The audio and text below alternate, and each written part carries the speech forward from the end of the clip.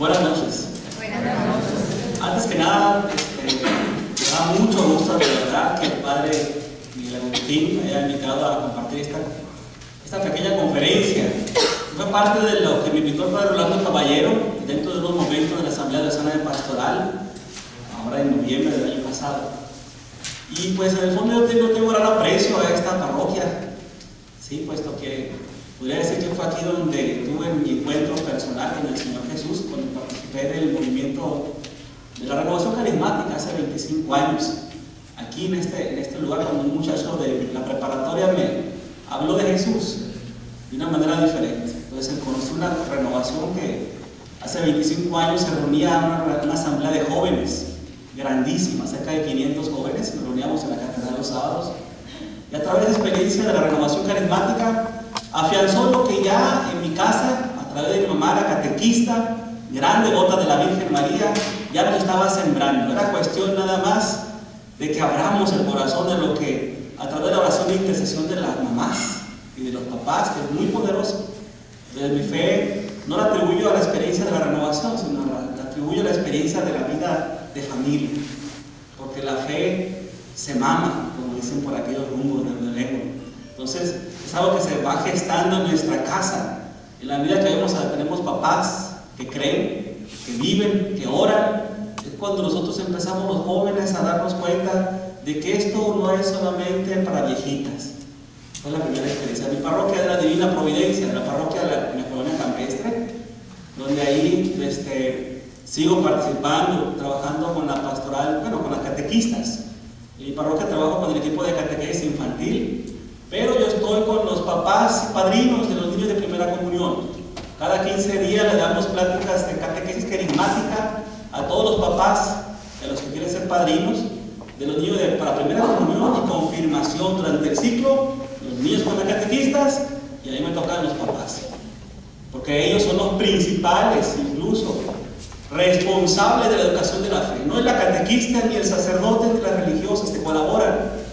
Es en casa, decía Juan Pablo II, que la familia está llamada a ser una iglesia doméstica, en Familiares Consorcio, un documento bellísimo sobre el papel de la familia, para un hogar cristiano, sobre todo en este mundo contemporáneo donde se requiere restablecer el valor de la familia.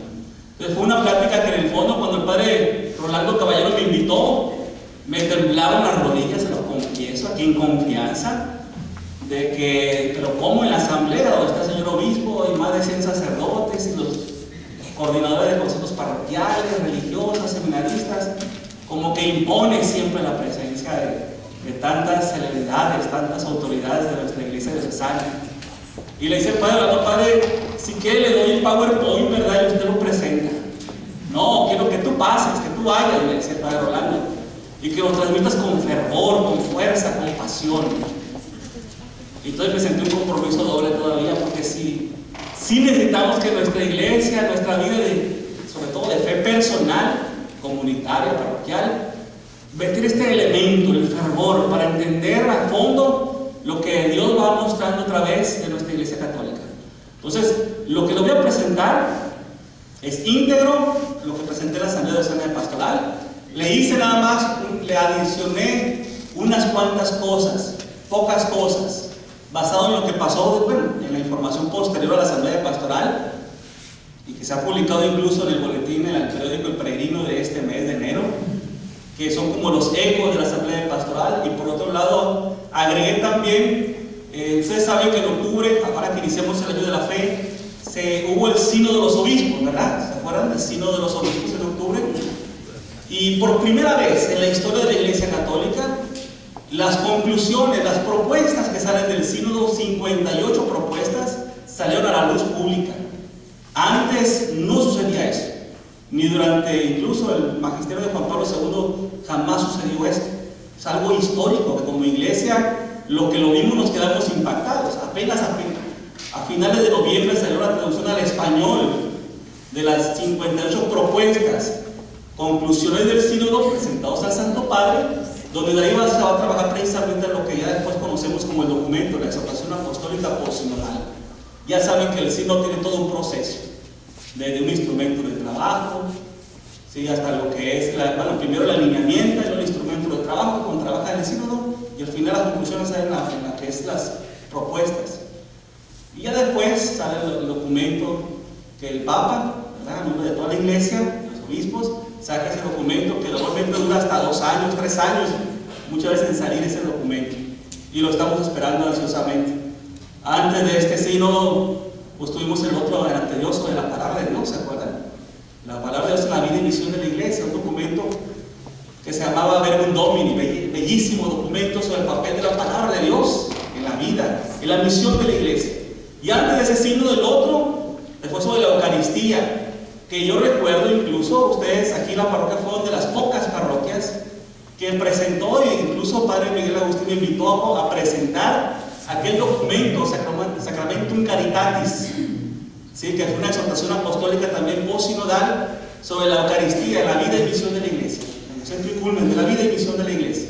Entonces me tocó estar aquí también con una igual pantallita y todo. Alguien vino a esa ocasión hace aproximadamente unos 5 años, habrá sido más, yo creo. ¿Cuándo fue eso? Hace unos 5 años, 6, no me acuerdo más o menos. Y pues, qué bueno entender que nosotros como laicos, que estamos como llamados agentes de pastoral, saber que estamos llamados a vivir un discipulado permanente, dice el documento de Aparecida. O sea, no se deja ser discípulo porque ya seamos apóstoles. La vida del discípulo, del apóstol, tiene que ir siempre juntos, siempre discípulos. Cuando tomamos la decisión de ser apóstoles, no dejamos de ser discípulos. No es una etapa del proceso de la evangelización o de la formación. El discipulado es permanente siempre, porque siempre necesitamos de formarnos, de aprender. ¿Estamos de acuerdo en esto? Lo dice la palabra de Dios y estamos llamados. El hecho que ustedes estén aquí es un acto incluso bellísima de disciplina dentro de sus discipulados. Porque había 3 razones en contra para que no vinieran ustedes: el frío terrible, César Lozano y los Yaquis de Obregón, aquí, ¿verdad?, continuando, que por supuesto, ¿verdad?, saliendo nos vamos a cansar de perder las últimas entradas, con el favor de Dios, ¿verdad?, cómo le va a ganar a Culiacán. Muy bien, entonces, pero por encima de estas 3 cosas, ustedes decidieron estar aquí. Y eso para mí ya es un signo maravilloso. Sé que quizá falta gente dentro de las diferentes pastorales. Sin embargo, el que estemos aquí ya es un signo. Hay que abrir el corazón entonces a lo que quiero presentarles. Es muchísimo, ciertamente, y yo quiero que si tienen que apuntar, apunten cuando menos referencias. Si no, las puras referencias cuando menos, para que ustedes continúen después en un proceso de reflexión, de discernimiento. Porque aunque esto lo presenté al inicio casi de la asamblea, yo vi que tuvo un impacto muy fuerte sobre incluso presbíteros y laicos. Desde presbíteros, voy a hablar con toda confianza y libertad, ¿verdad, Padre? Puedo hacerlo. De presbíteros que me felicitaron hasta presbíteros que se enojaron conmigo. Sí, que me dijeron cosas que yo no esperaba. Entonces, sin embargo, lo hice de una manera profética. Entonces, al fin de cuentas, profeta que predica y no incomoda no es profeta, me dijeron hace muchos años. Y yo espero incomodarlos a ustedes también. No vengo a sobar nunca. Eso lo hacen ahorita en la arena Ibson, ¿verdad? Ahí están ahorita en la motivación, donde el mensaje central del doctor César Lozano, que es bellísimo, es el cambio de actitud ante todas las situaciones adversas. Y el padre Cantalavese decía en Adviento, o sea, que la conversión no es solamente un cambio de pensar, la que tenía por una mejor. Sí, cambiar mi forma de pensar, una actitud que sea mejor a la que ya tenía.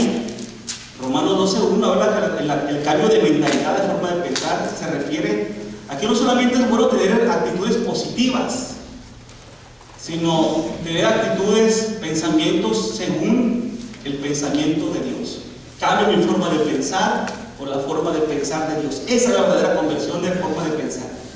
No es cambio lo que yo pensaba por algo mejor, pero que yo mismo lo estoy desarrollando o lo estoy leyendo, lo estoy copiando de otras partes, sino el pensar de Dios, el creer de Dios, tener los mismos sentimientos de Dios, el mismo pensamiento de Dios, las mismas actitudes de Jesús. Por eso leer la palabra de Dios es esencial. ¿Cómo pensaba Jesús? ¿Qué es lo que hacía y decía Jesús? Hay que leer el Evangelio. San Jerónimo lo dice muy claro, y ha sido citado por el Concilio Vaticano II, muchísimo en la Dei Verbum, en cual es Verbum Domini también. el desconocimiento de los evangelios, el desconocimiento de Jesucristo. No podemos decir que conocemos a Jesús si no conocemos los evangelios. Por eso es importante tener palabra de Dios en nuestras manos, leerla. Entonces, hay una frase que me encantó del sínodo que decía: somos buscadores que previamente buscados. Así como ahora el evangelizador, hablando del sínodo que era el tema de la nueva evangelización, estamos llamados a ser todos evangelizadores, sí. ¿Y por qué me puedo yo sentir llamado a evangelizar, a buscar? Porque a su vez yo fui alcanzado por la misericordia de Dios. Dios mismo me llegó al alcance, como diría San Pablo. Entonces, cuando pensaba que yo lo buscaba, era Él que estaba detrás de mí. Sentirme buscado y encontrado por Dios me hace incluso ir por los demás para que a su vez lo encuentren. Bien lo diría el Bautista: ese es el Cordero de Dios, Él es el que quita el pecado del mundo, el que bautiza con el Espíritu Santo. Esa es la misión profética del evangelizador: anunciar, señalar ¿a quién? Al Mesías. Yo no soy el Mesías, Él es al que hay que señalar. Entonces, el tema que era en ese título, celebrar la fe hoy en día. Entonces, ahí está el tema que desarrollé en cuanto a título. Muy bien. Aunque el padre dijo que a lo mejor no lo íbamos a ver, pues yo lo puse aquí precisamente porque acaba de salir publicado precisamente el trabajo posterior a la asamblea de pastoral. Salió el objetivo general para el segundo plan de pastoral. Y quise que ustedes tuvieran la primicia y que conocieran esto que se ha seguido trabajando. El efecto especial, ¿verdad? Ahí está. Me resalté en particular algunas palabritas que yo considero importantísimas, pero tú puedes subrayar las que tú consideres que no sean mejor. Dice el plan, leámoslo juntos, ¿les parece? A las 3, 1, 2, 3. Ser una iglesia que confiese su fe en Jesucristo para vivir y practicar la caridad en la verdad y la justicia, reflejada en nuestra comunión y misión permanente. Entonces es un objetivo producto de este trabajo de la asamblea de pastoral. No sé si alguien participó en la asamblea, sabemos que es muy restringida la asistencia, pero miren, aquí está parte del gran trabajo que decir después de esta asamblea. Ser, decía el padre ahorita, precisamente haciendo alusión al canto, somos una iglesia peregrina, ¿de acuerdo? Sentirme identificado, parte de mí, esta es mi iglesia. ¿Qué también está tu iglesia? Como también estés tú. Si la iglesia está mal es porque a veces nosotros estamos mal. Hay que entender una cosa bien desde el principio. No podemos quedarnos con la idea que la iglesia va a depender únicamente de las formas de ser de los presbíteros que están en turno. La comunidad somos los que vivimos en torno a la parroquia. Yo estaba tan a gusto aquí en Catedral cuando fui militante de la Renovación, pero era un llamado insistente de parte de Dios en mi corazón, diciendo: vete a tu parroquia. Señor, pero acá está bien suave Catedral, aire acondicionado tenemos en verano, ¿no? A tu parroquia, yo iba a 2 calles de la parroquia de Divina Providencia. Terminé, pues, ni modo, pues, que se haga tu voluntad. No lo dije como María, ciertamente, con gusto de que yo quiero lo que tú quieras, hágase en mí según tu palabra. Lo dije en una obediencia discipular, en disciplina. ¿Por qué tú quieres, Señor? O sea, porque tú lo dices, lanzo las redes, dijo aquel Pedro en aquella pesca milagrosa. No era del querer tanto de uno. Sin embargo, después te confirma Dios que eso era lo mejor, lo conveniente. Sí, en medio de esa juventud, de aquellas épocas donde vamos a formar otra comunidad de renovación, mejor que la que ya está, y el Señor decía: no, la misma, una sola iglesia, una sola comunidad, un solo pastor, un solo rebaño. Me leía el texto de Juan, por el capítulo 15. Entonces, aprender la espiritualidad de la comunión que brota de la Escritura no es buscar las divisiones y grupos mejores, sino entender que en la medida que nos vamos identificando y conociendo y amando, vamos apoyándonos también. Me tocó ser presidente del consejo parroquial en una de las épocas más difíciles de mi parroquia, que fue en el cambio de párrocos. En menos de 3 años tuvimos 3 párrocos, y en ese entonces fui el presidente, ¿cómo se le llama? El consejo parroquial, coordinador del consejo parroquial. Ya estoy hablando cerca de los 2000, un poquito antes del 2000. Y esa época era difícil, porque de repente la convulsión es que el Padre, que aquel es mejor, que aquel es peor, y entender a quién seguimos. Mi función de aquel entonces era: no quitemos la mirada de Jesús, seguimos a Jesús. No, vamos al obispo a quejarnos, decían por ahí otros. ¿Por qué nos quitan al Padre? Obediencia. Aunque no nos guste, tenemos que aprender a obedecer y entender que esta es la comunidad. El Señor está presente en toda la comunidad. Que los presbíteros, por más buenos que sean, son temporales, son pasajeros. O sea, y más en esta época de este obispo que tenemos, que hay más cambios que en ninguna otra época. De repente me ha tocado conocer comunidades parroquiales que están destanteadas por eso. Sí, porque de repente el padre que viene resulta que salió más fuerte que el otro, más estricto que el anterior, o más laxo que el otro. Entonces nos quedamos de repente en un destanteo, darnos cuenta que la comunidad en el fondo, pues somos los que vivimos ahí, somos los vecinos. Yo sé que Catedral siempre ha adolecido de esa gran dificultad de formar una comunidad parroquial verdaderamente integrada. Cuando va uno a predicar a Guaymas, pasa lo mismo en San Fernando. Cuando uno va a predicar en Navajoa, pasa lo mismo en Sagrado Corazón de Navajoa. Los templos principales de las ciudades, pues como el centro de atención, bueno, el centro de asistencia de toda la ciudad. Qué difícil es hacer comunidad parroquial con gente que vive lejísimos, que se comprometen en algo, ni manera de localizar, y a lo mejor no puede venir porque en esa ocasión el carro, la bicicleta, el camión, no hubo, lo que sea. Entonces se convertía en algo bien complicado. Entonces, nosotros que estamos aquí en este momento, la invitación es un reto doble para ustedes que a otras parroquias de aquí de Obregón incluso.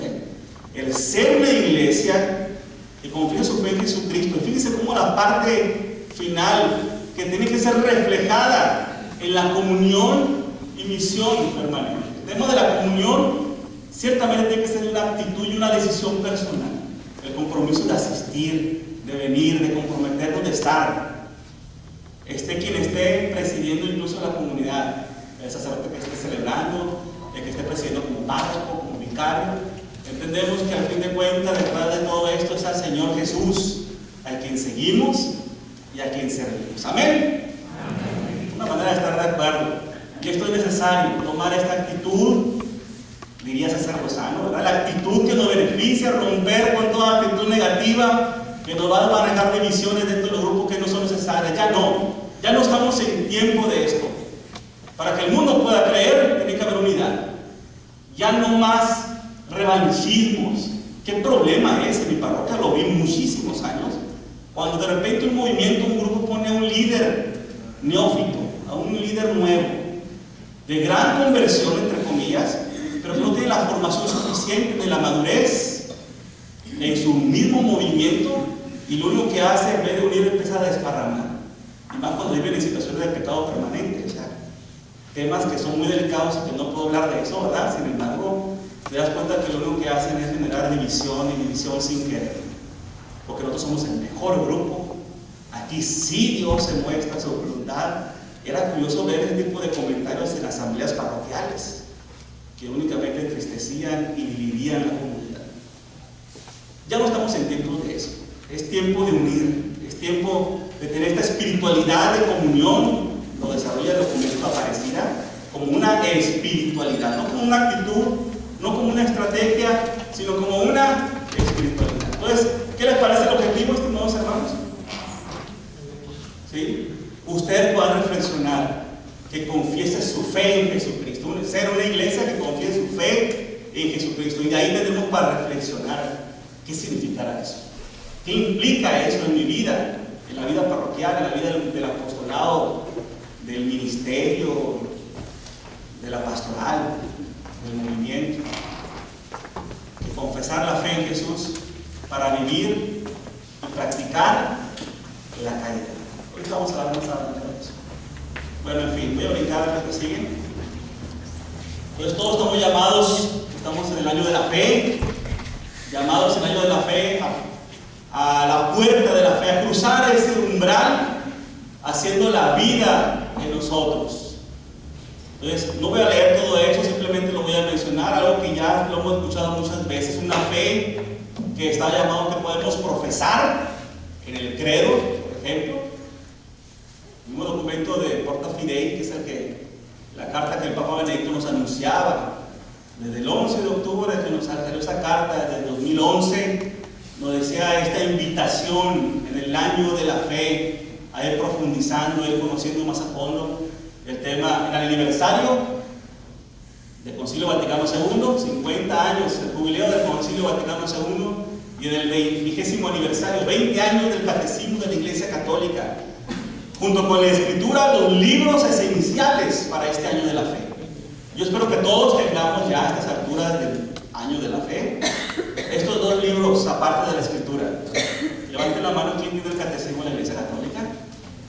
Muy bien. Levanten la mano, ¿quién tiene los documentos completos del Concilio Vaticano II?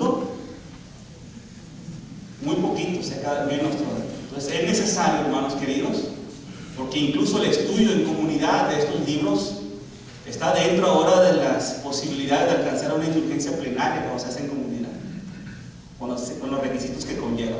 También lo dice el Peregrino de enero. Hay todo un artículo bellísimo que sale de esta comisión encargada en Roma precisamente para cómo ganar indulgencias en años especiales, años de gracia. Y el estudio del catecismo, 3 sesiones, 3 artículos, 3 menciones, igual del Concilio Vaticano, y oraciones por el Santo Padre con las disposiciones previas que hay que tener nosotros de estar confesados, de haber comulgado, orar por el Papa. Podemos alcanzar indulgencia plenaria una vez al día para aplicarla a uno o a los hermanos que están en esta iglesia purgante, iglesia peregrina, nosotros, iglesia purgante, y también la iglesia triunfante, esta iglesia que nos unimos en cada santo sacramento de la misa, sobre todo en la Eucaristía. Pero bueno, esta fe que hay que profesar, esta fe que hay que celebrar en la liturgia, ciertamente, el misterio pascual, el privilegio de que en estos tiempos son pocos los que creen y cada vez menos. El INEGI nos está lanzando estadísticas alarmantes, se va bajando cada vez más y más. El último censo que tuvimos hace poquito fue, estamos cerca de los 84, 82% de católicos, ¿verdad? En México, cuando antes teníamos el censo anterior 92%, o sea, vamos a la baja, los protestantes van a la alza, y pues pareciera ser que aún de los pocos que somos, que nos decimos católicos, los que asisten a misa, son muchísimo menos. Ya esa información nos dan hasta cerca del menos del 10% a misa, de esto de la comulgan. No, es algo muy interesante las estadísticas en ese tipo de detalles. Creo que considerarlo como un privilegio, creerle a Jesús, creer en el sacramento. Una fe donde debemos de vivir también. Ya saben ustedes que como incluso uno de los documentos del Concilio Vaticano, Lumen Gentium, habla que el gran problema de la iglesia actualmente es el divorcio que hay entre fe y vida. Divorcio entre fe y vida, ese Concilio Vaticano. Y lo sigue siendo el día de hoy. Una cosa es lo que creemos y otra cosa es lo que hacemos. Nos requerimos la coherencia, no solamente porque es la mejor manera de evangelizar. El coherente evangeliza con más poder, con más fuerza, con más impacto, sino la coherencia es sobre todo para el beneficio personal, número uno. Sí, alcanzar sobre todo más mérito en la virtud, en la búsqueda de hacer la voluntad de Dios. Entonces, llamados a ser creyentes creíbles. Creyentes creíbles. Dos cosas que parecieran sinónimos, pero muy diferentes. Hay muchos que dicen que creen, pero la verdad su manera de vivir, pues no hace que sea muy contagiosa esa fe, o que quisiéramos creer como Él cree. Nuestra manera de profesar, de vivir, de celebrar la fe, tiene que ser algo que impacta a los demás, que cuestiona a los demás su manera de vivir. Pablo VI, Evangelii Nuntiandi, lo dice que el testimonio es mucho más poderoso, más fuerte incluso, ¿sí?, que las mismas palabras. O el mismo San Francisco de Asís lo decía, ¿sí? Evangeliza en todo tiempo y en todo momento, y si es necesario, habla. Si es necesario, habla, usa las palabras. Es decir, porque la misma manera de vivir tendrá que ser evangelizado. ¿Estamos de acuerdo en esto? Y más aquí, en este lugar donde viene gente, venimos gente, porque yo todavía sigo viniendo a misa entre semana, en ocasiones, y venimos gente de todos lados, y tu manera de servirnos a los que venimos de afuera, eso nos evangeliza. Eso también nos impacta, tu manera de acercarte, tu sonrisa, tu simpatía, tu amistad, ¿no? Como servidores de la misma parroquia, sobre todo. Entonces, año de la fe, una invitación, dice en Porta Fidei, a una auténtica y renovada conversión al Señor, único Salvador del mundo. Es una gran oportunidad de la fe, porque la conversión no hay que ubicarla en el momento histórico de nuestra vida, cuando hiciste tu cursillo, cuando hiciste tu curso de renovación, tu taller de oración y vida. O sea, la conversión no es un acto histórico en la vida del cristiano. Podrá empezar en el acto del encuentro personal con Jesús, pero la conversión no termina nunca. Como el encuentro con el Señor Jesús tampoco es algo histórico. El comento de Aparecida dice que el encuentro con Jesús es el hilo conductor de todo el proceso de la formación de discípulos misioneros en la Iglesia Católica. Hilo conductor. Todo el proceso nos va a acompañar. Hay que encontrarnos con el Señor todos los días. Todos los días. Conocer, entrar en esa experiencia de intimidad. Una experiencia íntima con nuestro Señor Jesús. Íntima, mas no intimista. Es decir, es algo muy personal cuando me encierra.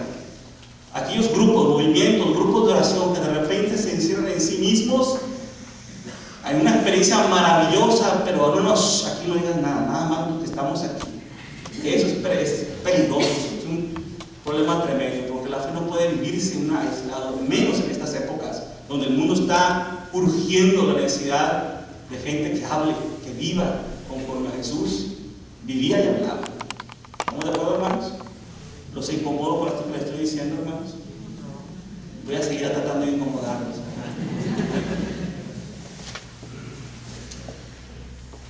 Me di la tarea de buscar muchas imágenes raras sobre catedral, ¿verdad? Y fui modificando para estar en este ambiente. Me encanta cómo se ve la catedral de fondo ahí.